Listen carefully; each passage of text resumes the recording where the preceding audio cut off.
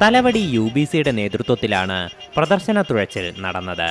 പ്രവാസി വ്യവസായി ചെയർമാൻ റജി ചെറിയാൻ ഇത് ഫ്ളാഗ് ഓഫ് ചെയ്തു. ക്യാപ്റ്റൻ പത്മകുമാർ പുത്തൻപറമ്പിൽ ആദ്യ വിസിലടിച്ചതോടെ പുന്നമടയെ പുളകിതയാക്കി തലവടി ചുണ്ടൻ ഓളപ്പരപ്പുകൾ കീറിമുറിച്ച് മുന്നേറി. തലവടി ചുണ്ടൻ ഓവർസീസ് ഫാൻസ് അസോസിയേഷൻ, തലവടി ചുണ്ടൻ ഫാൻസ് അസോസിയേഷൻ എന്നിവരുടെ കൂട്ടായ സഹകരണത്തിലാണ് മത്സരത്തിന് തയ്യാറെടുക്കുന്നത്. 2022 ഏപ്രിൽ 14-നാണ് 120 വർഷം പഴക്കമുള്ള തടി കുറുവിലങ്ങാട് നിന്നും തലവടിയിലെത്തിച്ച് കോയിൽമുക്ക് സാബുനാരായണൻ ആചാര്യയുടെ നേതൃത്വത്തിൽ ഉളികുത്ത് കർമ്മം നടന്നത്. 127 അടി നീളവും 52 അങ്കുലം വീതിയും 18 അങ്കുലം ഉൾത്താഴ്ചയും 83 തുഴച്ചിൽക്കാരും 5 പങ്കായക്കാരും 9 നിലക്കാരും ഉൾപ്പെടെ 97 പേർക്ക് കയറാൻ സാധിക്കുന്ന തരത്തിലാണ് തലവടി ചുണ്ടൻ വള്ളത്തിന്റെ ഘടന രൂപകൽപ്പന ചെയ്തിരിക്കുന്നത്.